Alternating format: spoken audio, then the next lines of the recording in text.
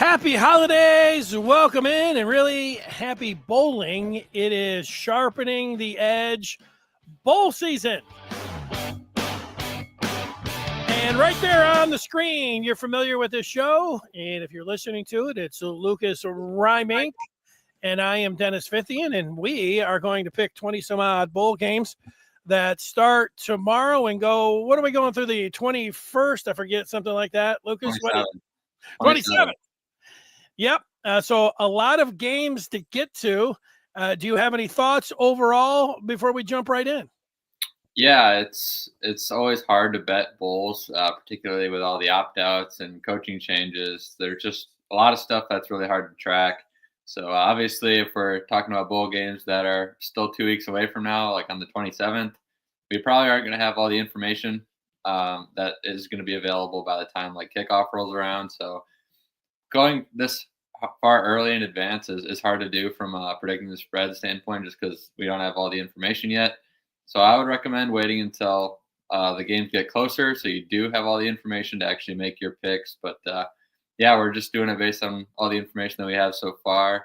Ended the regular season and was 2-1 championship weekend, so +9 now coming into bowl season for the best bets and the picks. So feel pretty good about that. Hopefully we'll keep it rolling here in the bowls.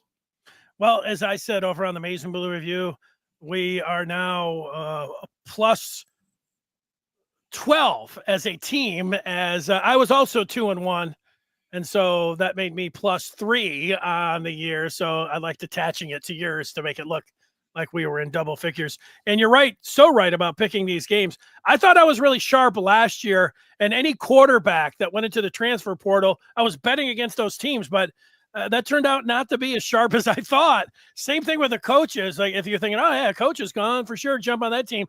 Both coaches are gone, whatever. So that becomes difficult. The other thing that becomes difficult is that I watch Big Ten games, I watch SEC games, I watch Big 12 games, or I watch ACC games that you have certainly 2 ranked teams or 1 ranked team. I don't watch a lot of Sun Belt, American Athletic, and these first like dozen teams or so, they're all out of there. So it's kind of like, wow, but you know some of the coaches and know some of the styles, and that's what I leaned on. So I feel pretty confident.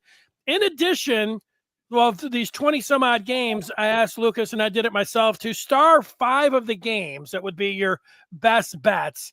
And if we remember, as we're picking them, we'll tell you, and we certainly have them all, because I'm looking at them written down at the end, and we'll tell you about those. So without further ado, let's get to it. And we will start out, and believe it or not, the games are being played tomorrow in Atlanta, the Mercedes-Benz Stadium. You have Jackson State taking on South Carolina State, SCST -2.5. How do you see it? I'm going to go with Jackson State here, plus that 2.5. I was looking through kind of the stat profiles for both teams. I noted that they really have very similar offensive stats. The quarterbacks in particular are almost identical, nearly the same total yards, passing touchdowns, and interceptions. That are all very close in statistical profile. But JSU is the much better team at running the football. So that's just kind of what I went with here. I was looking at 2 teams that I thought looked pretty similar on paper, but the more balanced offense is JSU, so I'll take them plus that 2.5. Well, I'm going to start it out going opposite of you. South Carolina State, they beat Prime last year, and now they are set to do the same thing. I think they will do it again, and I will lay the 2.5. So we have our first disagreement right out of the gate. Let's go to the next bowl game. It's the Veterans Bowl. It's South Alabama versus Western Michigan. This game in Montgomery, Alabama. And you have, they call them the acronym USA, -8.5. I'd love to take Western Michigan because I'm a MAC guy, but the more I looked at this, Major Applewhite, the coach there at USA, the Jags, they've got a freshman playmaker named Fluff Bothwell, but I believe he's transferring. But I just, you look through the amount of games and what Alabama's been able to do. I'm going to lay this gigantic number, and I am going to take the Jaguars of South Alabama.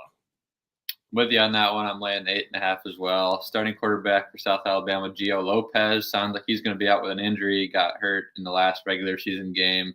They're also missing 2 offensive line starters. But then you look over at Western Michigan, they're going to be missing their top tight end, Blake Bosma, their top edge rusher, as well as 2 other offensive line starters. And then you kind of look at the quality of defense. Both defenses are actually outside of the top 80 in most of the defensive metrics that I looked at. So I think both teams will be able to move the football here. I'm going to go with South Alabama, lay the 8.5, just because they play in the tougher conference. They finished with the same record, but they played a much tougher schedule. So I got the Jaguars winning 34-24. So I'll take that and lay that 8.5.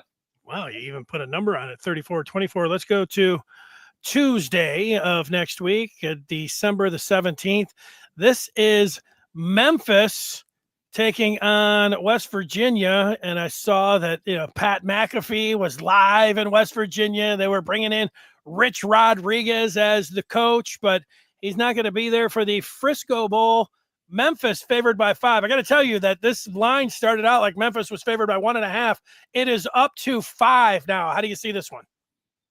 Yeah, I mean, there's a lot of uncertainty going on this year as well. Obviously, Neil Brown out at West Virginia so far. 13 players that play significant snaps are going to be out for West Virginia. On the other side, Memphis looks to be only missing 2, at least at this point. Quarterback Garrett Green for West Virginia is expected to play. Got a lot of preseason hype coming into this 2024 college football season because he played really well down the stretch for them last year, but he didn't really live up to the hype this year, didn't have as good of a year as probably he would have liked. He still did have a pretty solid year, though, 2,500 total yards, 19 touchdowns. He's got some mobility aspect as well. Ran for 5 or 6 touchdowns on the ground. But he did turn the ball over 11 times.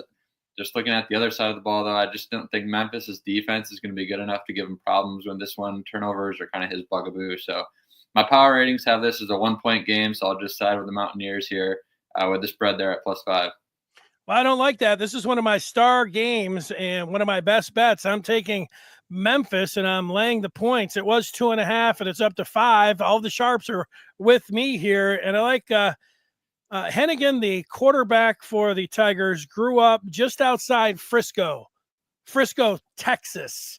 So, and he is just one of 3 active quarterbacks that have 100 passing touchdowns. Dylan Gabriel and Will Rogers out there for Washington, or are the others? Give me a best bet, one of my 5, and I will lay the 5 points, and I will take Memphis. That gets us to the Boca Raton Bowl, or what I also like to call the Dusty May Bowl. That's where Florida Atlantic is, the Michigan basketball coach, and you have Western Kentucky taking on James Madison at FAU Stadium, nonetheless. And this one, James Madison scored 70 points on North Carolina this year. Even though the Hilltoppers, you look at them, they lost 3 of their last 4. I think for James Madison, this is another one of those gigantic numbers, but they're also a team that scores in bunches, and that has me wanting to lay the big number here. Give me James Madison minus the 9.5. Right there with you. There's a lot of uncertainty again. It's going to be a theme throughout this whole show about who's actually playing and not, but it's just unclear is what I've kind of seen at quarterback for Western Kentucky here. Both top options, the starter and the backup, are in the portal, potentially leaving him a 3rd-string guy. Alonzo Barnett also not expected to play for James Madison, so they're going to be rolling with the backup probably as well. 8 total starters in the portal for Western Kentucky, only 2 for James Madison. I'm going to lay the 9.5 here with the Dukes just because I feel better about the overall depth on the team rather than Western Kentucky's. I have them winning 31-20, so I'll lay that 9.5 there. I like it. That gets us to the LA Bowl in Inglewood. Nice stadium. 9 o'clock next week. You have Cal and UNLV.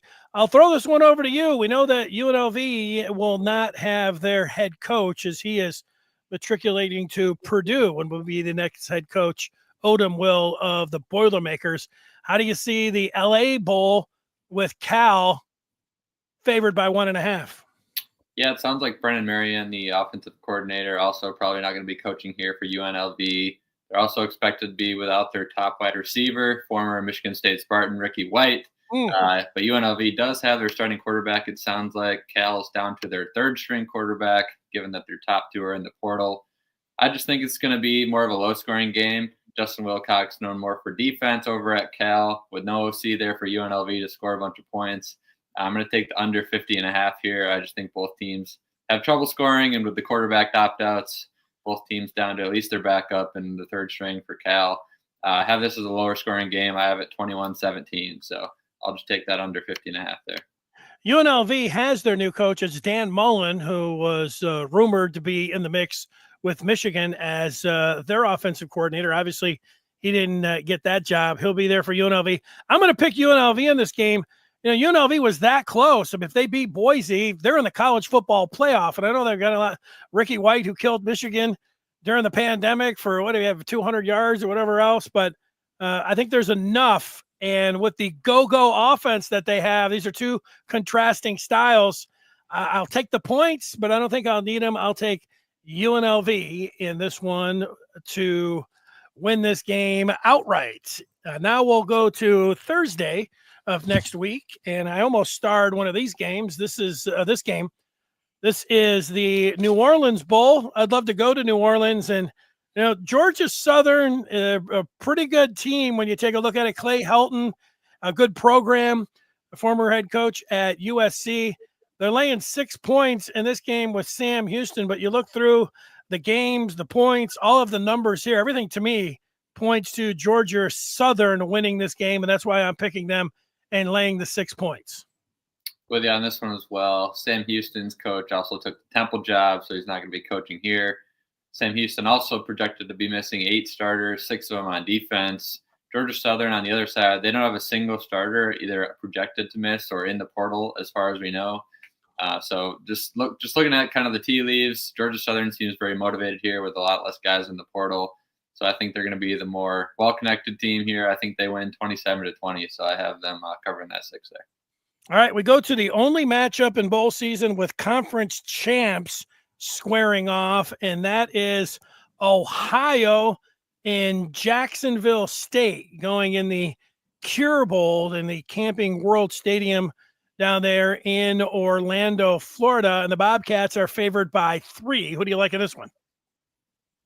Again, a lot of uncertainty here again. Tim Albin left Ohio for Charlotte. Rich Rod obviously going back to West Virginia.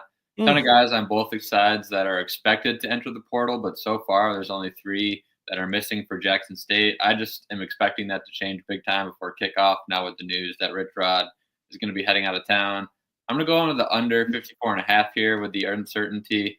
Too hard for me to pick side of the spread just with the 2 offensive head coaches missing this game. I think it'll be a lower scoring one. I got Ohio winning 24-21, so I'll take that under 54.5. I'm taking Ohio too. That's the thing. If you have a pretty good player at a mid-major like Ohio, or if you're even a little further down at Jackson State, these guys are all being contacted to bump up, and they'll be gone. And who knows if they're going to play or not. And that's what makes these so difficult to pick. But if I have to, I mean, Ohio is pretty good this year, and they are. I'll take the Mid-American Conference over Jacksonville State's conference, and so that's why I'm going to take Ohio, and I'm going to lay the 3 points in this game. If you're following my reasoning. Now, if you've been watching us, if you watched us all year long, I said earlier in the year that I would never pick Florida after the way they played at home against the U, but they finished pretty strong in their last 3 games, and they have a hell of a quarterback in Langway, and you got to give up 14 points in this game, but the way that the momentum goes and the quarterback that you have playing in this game, and everything to me points to Florida in this game. And that's why, even though it's 14 points in the Gasparillo Bowl, I am compelled to take the Gators, who will be playing at home, essentially across the state in Tampa, Florida. Yeah, on the Tulane side, John Summerall here is a really good head coach, in my opinion. Seems like he's seemingly staying put, at least for now.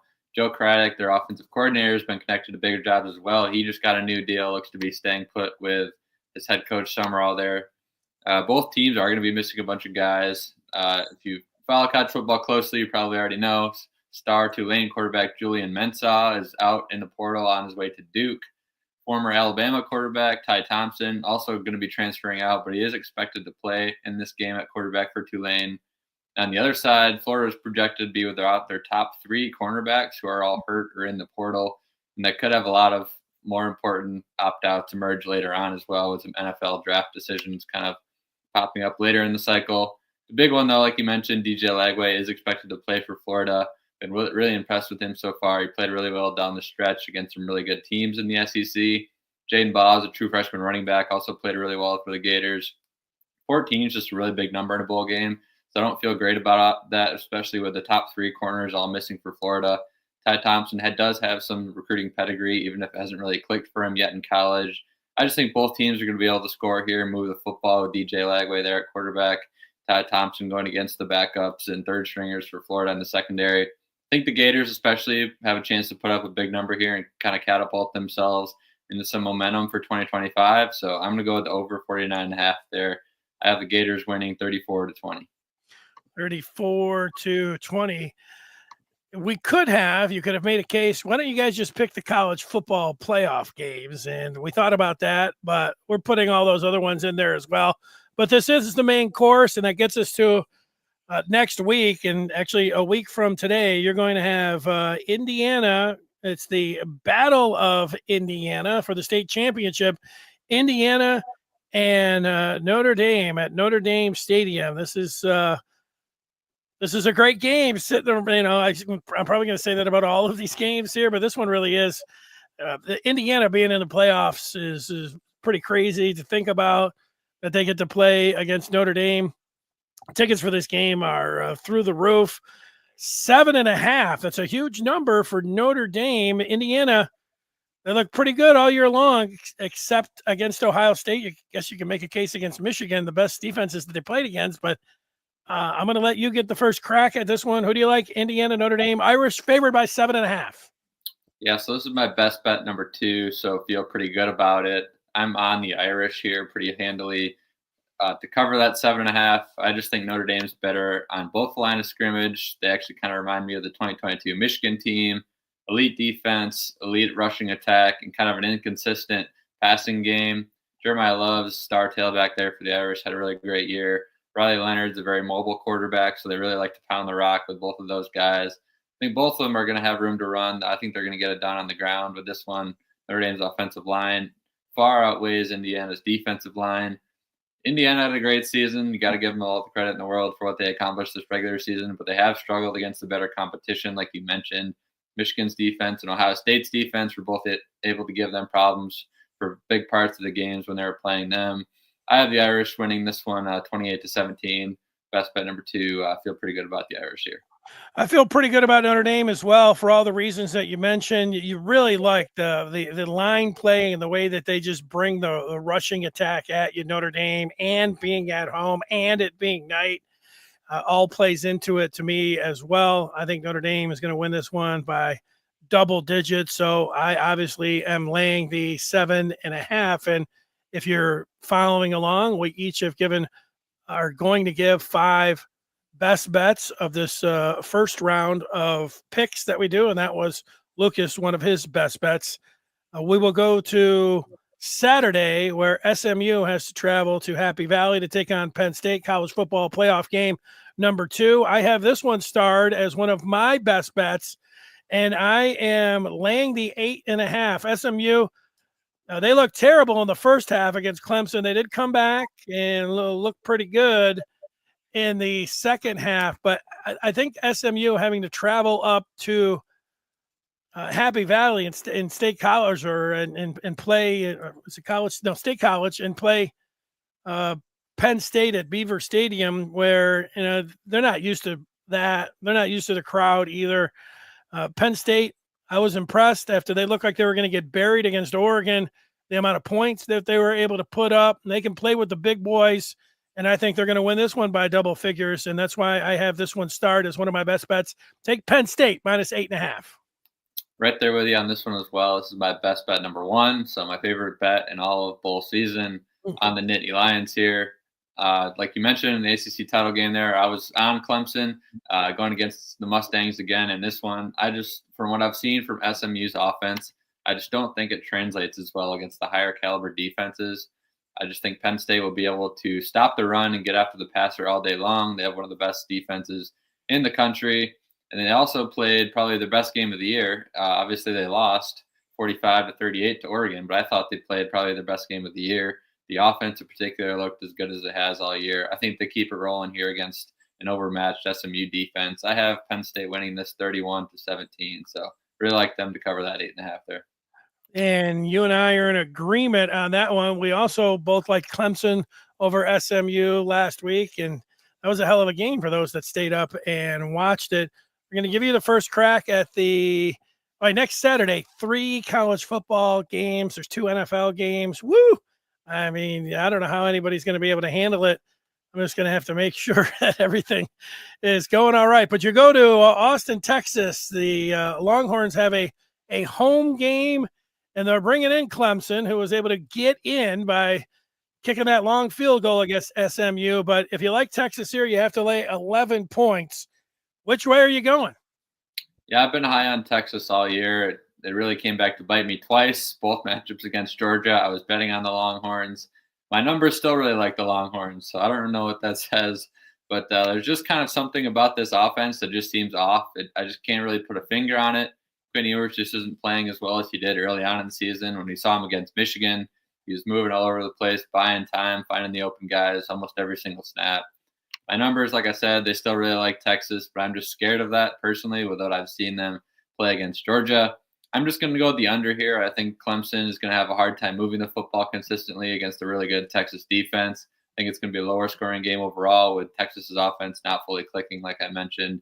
I think Texas wins this 28-17, so give me that under 51.5 there. You know, I didn't pick any of the over and unders, but as before you said you like the under, I was looking at it thinking I really like the under because Texas defense is really impressive. Clemson's isn't half bad, and I think Clemson. You give Dabo Swinney a 1-game deal here, house money. Weather's not going to be a factor. It's not like they're going up and having to play in Happy Valley or something. It should be okay at Texas. The Longhorns, I think they can win the game, but that 11 is too much for me.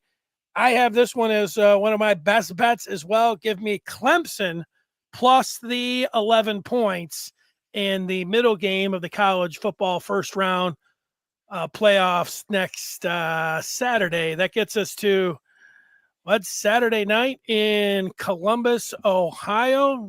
I've got this one starred as well.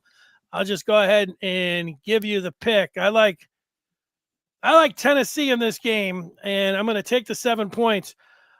Ohio fans are going to, I would say, if you are Ohio State, you better go out and have some success early because we saw it against Michigan. The fans turned on the Buckeyes, and it was like Michigan, man, that was one of the factors in why they were able to win the game.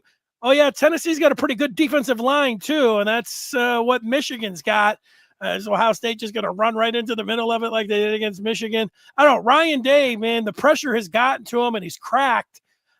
That's why I would no way I could see myself putting money on Ohio State. I can see myself putting money on Tennessee, especially when I'm getting 7 points. So give me the Vols. And another one, my 4th best bet of these college football bowl games. Yeah, obviously with the over-under at 47.5 and a 7-point spread, just probability-wise, they're kind of projecting a bigger spread for how low-scoring they're thinking this game is going to be, which is just kind of interesting. It kind of scares me away from the spread, to be totally honest with you. Tennessee, they just haven't really fully clicked on offense. Nico at quarterback, I bet him and Cam Ward as my preseason Heisman picks. Nico just never really found his groove against the better teams that they played. It's looked good at times, but mostly against the worst teams, the worst defenses that they've played. Not going to sell any of my stock long-term with the young Vols quarterback. And I think with the extra time off, Josh Heupel will scheme up some good stuff against this Jim Knowles defense. But on the other side, Ohio State has all the weapons in the world to score as well. I just think they need to just kind of tweak some of the usage and the play calling. Obviously, in the Michigan game, we kind of saw how that played out. They ran the ball way more than they probably should have. They should have just thrown the ball out wide to Jeremiah Smith and Emeka Egbuka.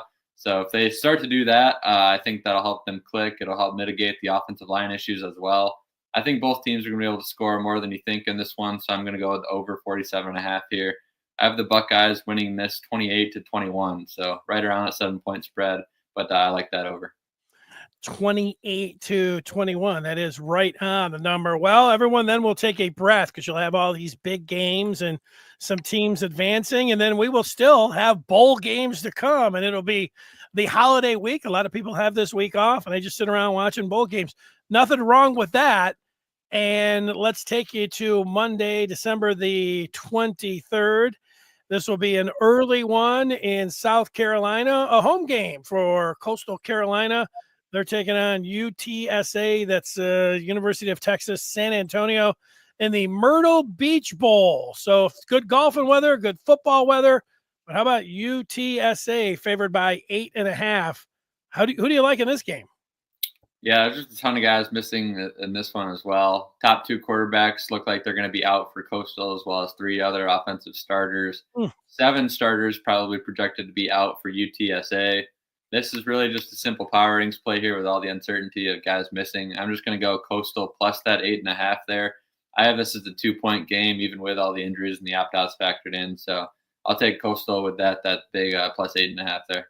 This was one of the harder games to handicap. I looked at, first off, Coastal Carolina had lost 4 of their last 6 and, limped to the finish line. And UTSA had won 4 of 6 to get bowl eligible. So I'm thinking I look at them, but then I looked at all the opt-outs like you're talking about, couldn't make heads or tails. And when I looked at the 8.5 point line, I said, I have to take, the Chanticleers? So I'll take the 8.5, and I will take Coastal Carolina. So you and I see that one the same way. This is another weird one as we take you to the Potato Bowl that'll be played in Boise, Idaho. Northern Illinois, they're famous for beating Notre Dame this year, but after that, it's not like they were racking up a bunch of impressive wins. We know Fresno State. What we don't know is if Mikey Keene, I was checking to see if he's going to be the guy. I don't think he's going to play in this game. I think he's going to hit the transfer portal. So without their quarterback, that makes it where I want to go to Northern Illinois, the team that beat the Irish, and lay the 3 points. But if Keene was playing, I would be keen on the Bulldogs. But so I don't know. I can't give you an either or thing. So I'm taking Northern Illinois -3. Yeah, 7 starters look like they're going to be missing here. I have Mikey Keene projected to miss this one as well. Does sound like he'll be entering the portal at some point here. On the Northern Illinois side, starting quarterback, as well as 3 other starters are in the portal for NIU. But backup quarterback Josh Hulse actually played a little bit earlier this year when Chase Hampton was hurt, who is the NIU starting quarterback, and he actually played okay. My numbers just have this as a dead even, so I'm going to give the +3 points for the Bulldogs there just because my numbers have this within a 1-point spread. So take the Bulldogs +3 there, pure numbers play. I like it when you bring up your model and your numbers. And so I will let you go to the Christmas Eve game. We'll be in a great spirits for this one. 8:00 at night as well out in Honolulu. You have South Florida in San Jose State.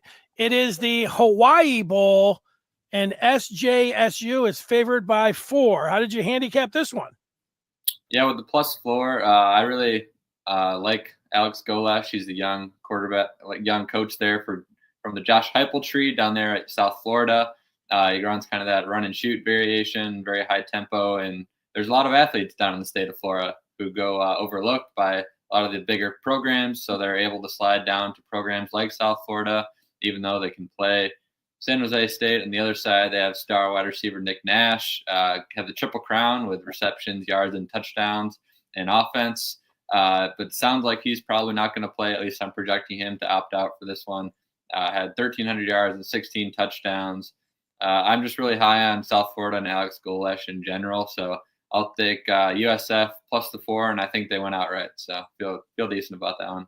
I agree with you on that one. If Nash was playing, there would be reason to tune in and maybe take San Jose State. But when you're up there, and I got to believe that a team like Michigan, there's a lot of teams that are looking for a wide receiver that I can't see him playing in this game. So this number's probably going to move. So I don't know if you want to. I don't know. I'm not telling anybody to go and jump on South Florida right now before that line moves.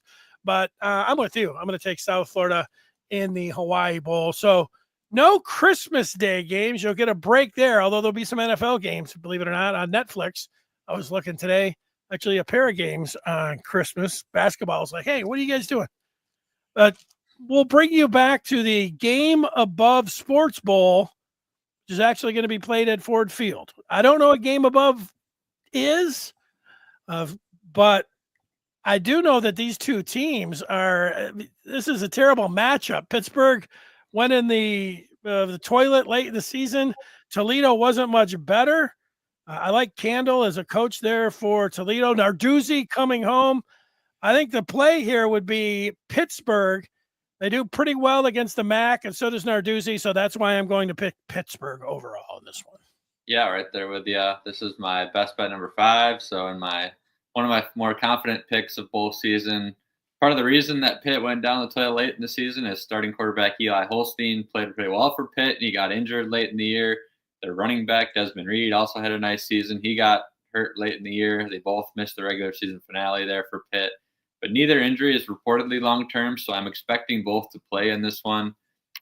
Looking at kind of both teams with the opt-outs and the portal and stuff, doesn't seem like either team's going to be missing a ton of starters, so I'm kind of just picking this one more straight up. So I have the Panthers winning this one 31-21, so I like them to cover that 7-point spread there.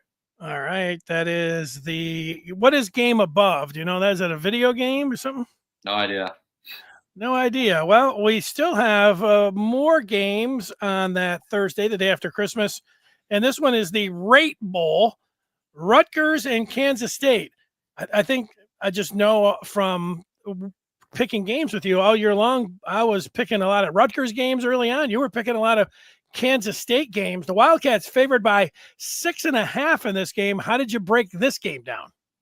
Yeah, so no official big opt-outs, at least so far. There are a couple key ones that I'd kind of be waiting on to see to actually officially bet this. Both running backs in this game are really good players. Kyle Monangai for Rutgers, you mentioned him multiple times this year.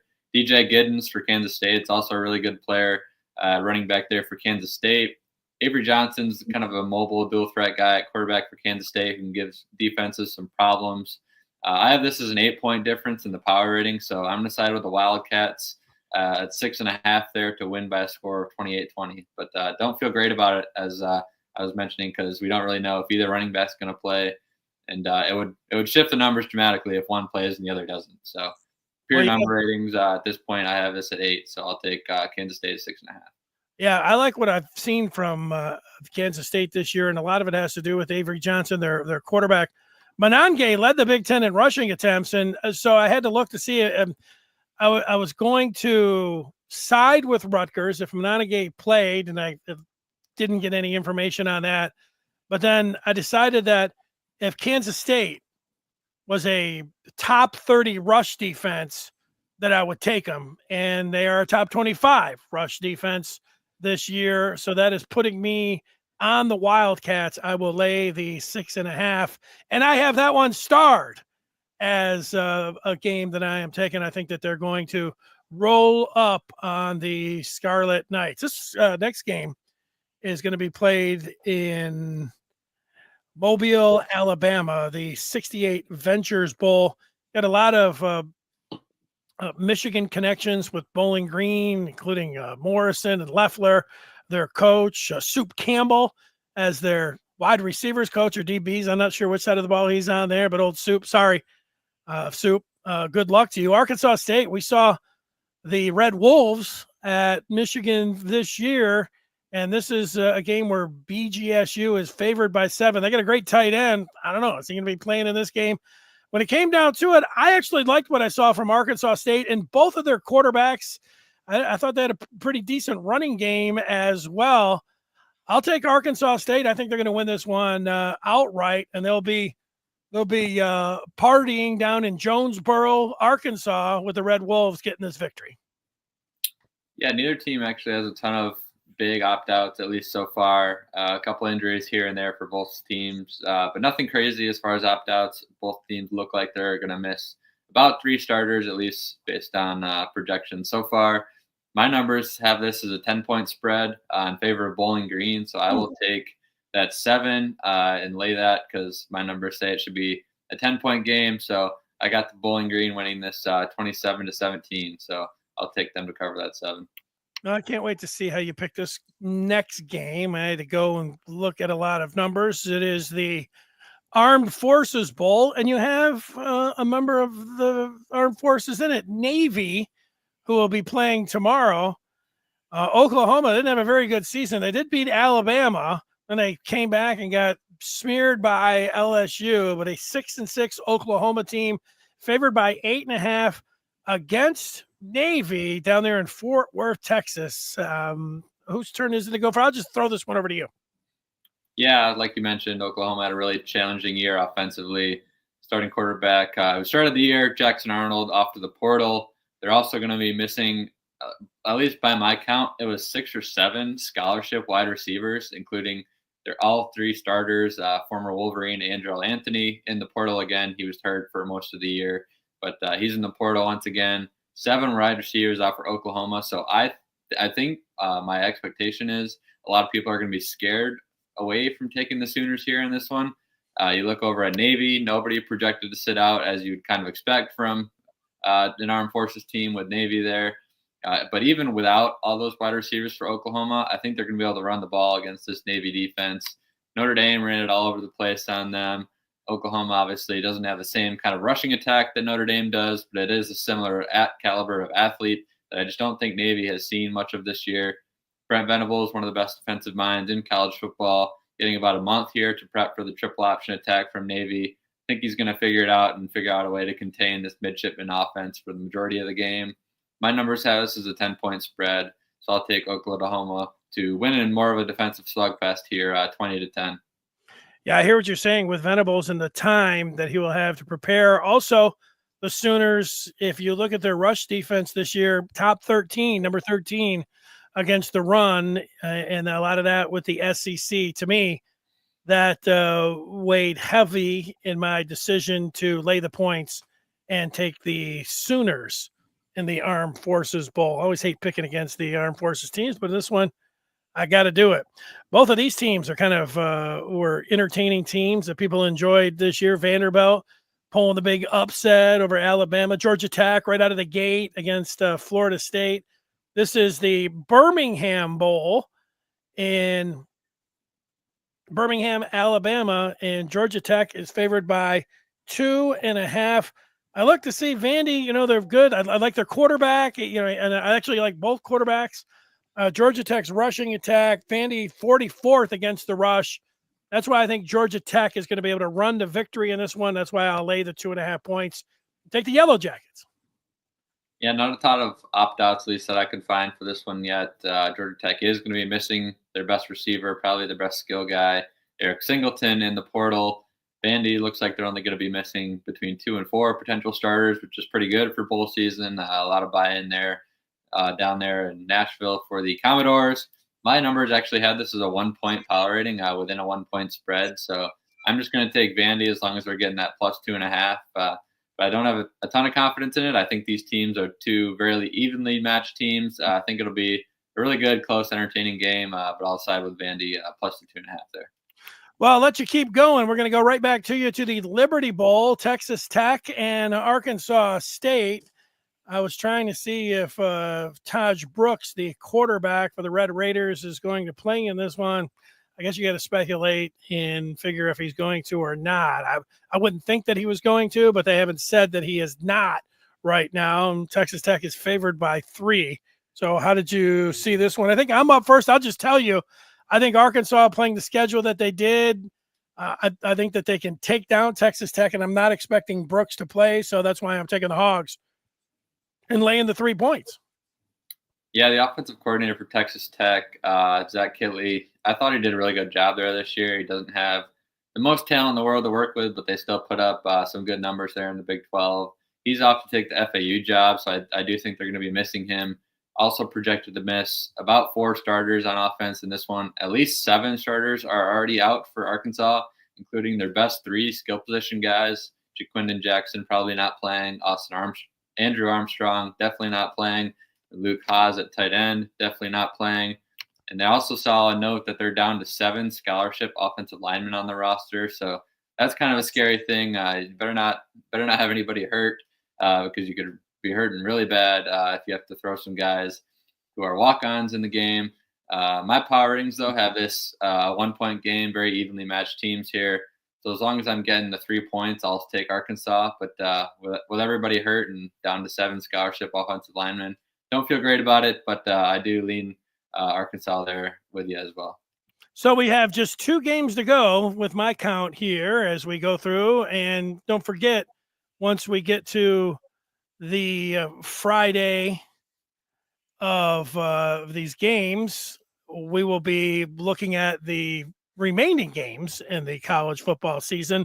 But this is a pretty intriguing game if we get Johnny Mateer playing quarterback from Washington, and it looks like McCord says he is going to play. I did just see that. So you have Syracuse with a big number -8, which makes me seem like Mateer is not going to play in the Holiday Bowl. I would love to be in San Diego. I don't know if I would go to the game if the weather was right down there, but how do you see the Holiday Bowl?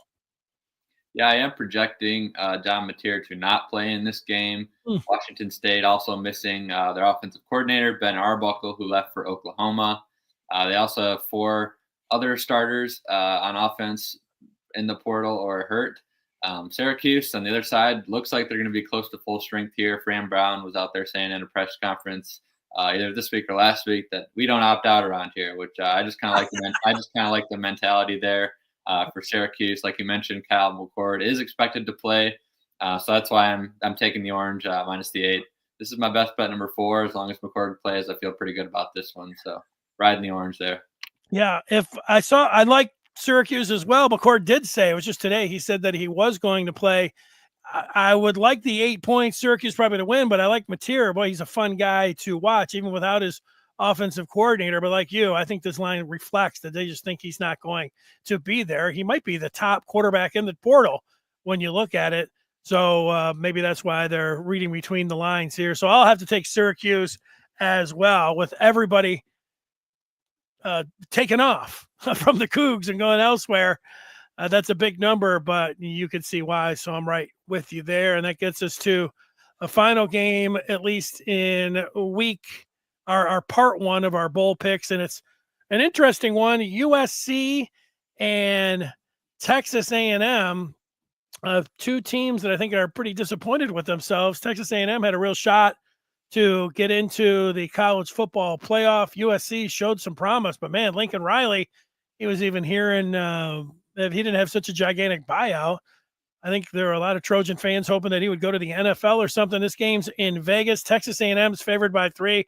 I like Texas A&M better than what I've seen from USC. Watched both of these teams about 3 times this year, and I think Aggies are the more complete team, and that's why I'll take Texas A&M and I'll lay the 3 points. I don't feel great about this one because I'm sort of projecting a ton of guys to be out for Texas A&M. This far in advance, we don't have official word on a number of these guys yet. So I'm taking the Trojans plus the 3, just kind of looking at who's expected to be out, at least in my opinion. The D-line for Texas A&M is really the strength of their entire team. USC also has a bunch of guys in the portal as well, but star running back Woody Marks is expected to play alongside starting quarterback Jaden Mayava. Texas A&M, like you mentioned, they are a good team. I think they're well coached. But they're just so limited offensively with Marcel Reed. They just really struggled to throw the football in the last month of the season. And without the standout defensive line that they had all regular season, was really the strength of their entire team. All 4 guys on the defensive line projected to be out here, in my opinion, for A&M. Probably all 4 are going to get drafted in the NFL draft if they all leave. I just think without the strength of their entire team being there, essentially, it's enough for me to take USC on the other side. I just think they're going to be able to have more success on offense in this one, even without a couple of their guys as well. I have the Trojans winning this one outright, 24-23. So I'll gladly take that +3 there for USC. All right, so the majority of these games, I would say that we agreed on. There are a few that we disagreed. You're going to expect that. And so Friday, December the 27th, we will be back. At least that's what I'm projecting right now, to pick the part 2 If you want to see the best bets for round one or part one, I have Lucas Reimink's up on the board right now. He likes Pittsburgh -7 against Toledo, Syracuse -8 against Washington State. He'll take Oklahoma and lay the big number, 8.5 against Navy. In the college football playoffs, 2 favorite bets, including Notre Dame -7.5 against Indiana. I like that one as well. And Penn State was one of my best bets against SMU, 8.5. And I believe you put your most favorite of the 5 against Penn State. Isn't that right? Yeah, it's in ascending order there, starting with 5, going to 1 there. Oh, I didn't actually do it that way, but I do like Penn State just like you. I like Clemson and the points against Texas. I like the points with Tennessee in the college football playoffs against Ohio State. Give me Kansas State and also Memphis in the early going as my 5 favorites of the early bowl games, at least all the way up to December the 27th. Great job, Lucas. We look forward to seeing you for part 2 on Friday, December the 27th. Yeah, let's hope we're both going to be positive as well. Keep that good momentum rolling. Like you mentioned, +12 as a podcast so far on the season. Hopefully we'll keep that up. Yeah, I don't know. We'll have to just see if we'll do a standalone on part 1 to see how those go, because it can be wild and woolly. So we'll see how that goes. Enjoy yourself and happy holidays to you.